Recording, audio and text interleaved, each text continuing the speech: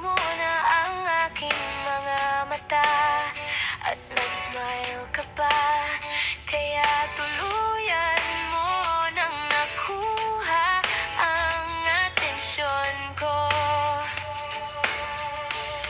Hindi ko malaman ang nararamdaman, hindi rin napansin ang simpleng pagngiti. Ang aking pusong nakasara ay nabuksan dahil sa'yo. Oh, bakit kaya